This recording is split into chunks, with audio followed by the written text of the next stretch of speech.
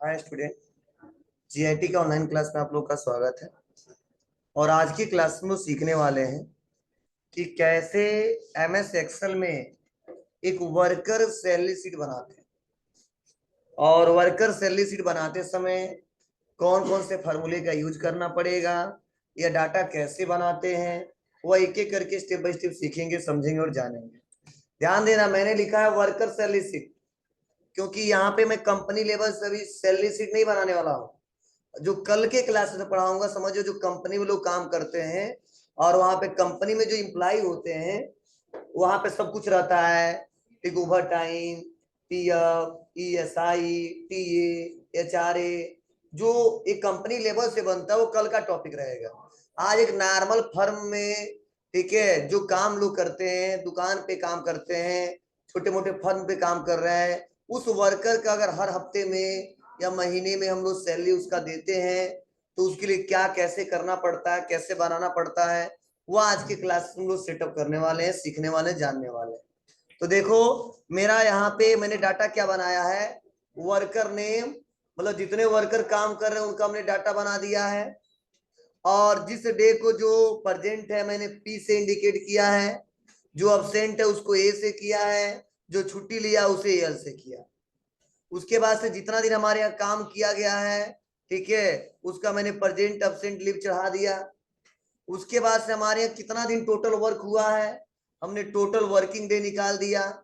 अब कौन सा वर्कर कितना दिन हमारे यहाँ प्रेजेंट है तो प्रेजेंट वाला निकाल दिया, कितना दिन अब्सेंट है वो अब्सेंट वाला निकाल दिया हूँ, कितना दिन छुट्टी लिया है लीव वाला निकाल दिया हूँ, पर डे उसको सैलरी कितना देता, ठीक है, पर डे का अमाउंट कितना है उसका, वो हमने अमाउंट लिखा है। अब उस हफ्ते में या उस महीने में टोटल हमको कितना देना पड़ेगा वो हमने यहाँ पे निकाला।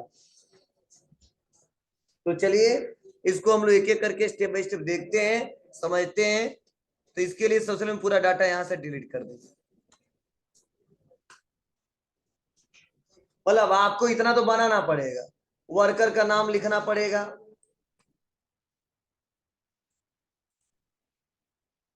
ठीक है। और वर्कर का नाम लिखने के साथ साथ ध्यान देना, आपको यहाँ पे ये भी अटेंडेंस भी चढ़ाना पड़ेगा कि प्रेजेंट कौन है, अब्सेंट कौन है, लीव कौन है, ठीक है। तो यहाँ पे आपको चढ़ाना पड़ेगा। तो मान लो मंडे से संडे तक हमने चढ़ा दिया यहाँ पे पूरा, और संडे को भी मैंने बुलाया था लेकिन कोई आया नहीं था, ठीक है। तो मैंने सबका अब्सेंट भी कर सकते हैं या खाली भी छोड़ सकते हैं, तो चलो इसको हम खाली रहने देते हैं।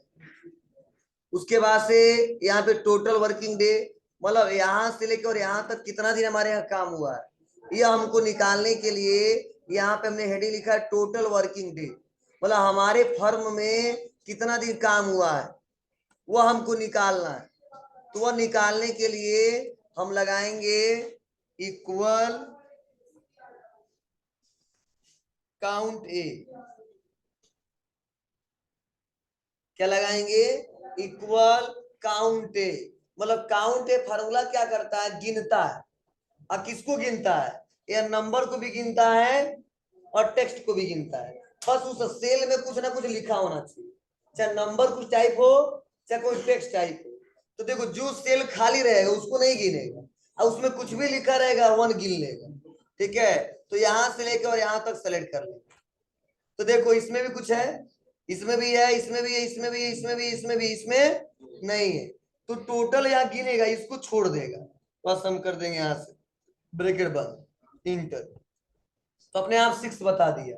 लेकिन अगर इसमें भी रहता, मान लो हमने बुलाया था, कोई कई लोग आए थे कई लोग नहीं आए थे, तो हम पी लिख दिए, जो आया था उसके लिए पी। तो देखो 7 आ गया। और किसका टोटल वर्किंग डे क्या है वो हम यहाँ पे निकाल सकते हैं। चलो, कुछ लोग अब्सेंट हो गए थे,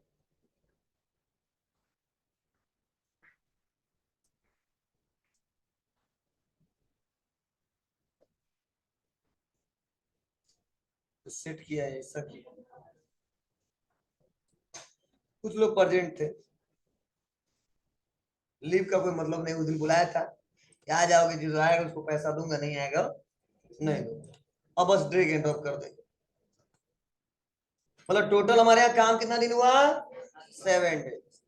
तो कभी भी अगर डे निकालना हो, ठीक है, कि वो कितना दिन वहां पे वर्क हुआ है, भले ही प्रेजेंट एब्सेंट जो भी लिखा हो, ठीक है, तो उसके लिए हमेशा क्या करेंगे हम लोग, काउंट ए लगाएंगे। मतलब काउंट ए फार्मूला एक ऐसा फार्मूला जो नंबर टेक्स्ट सबको गिनता है। चलो एक और एग्जांपल बताता हूँ। जैसे यहाँ पे हम कुछ नंबर लिख देते हैं, सेटअप पढ़ाते समय कर देते हैं।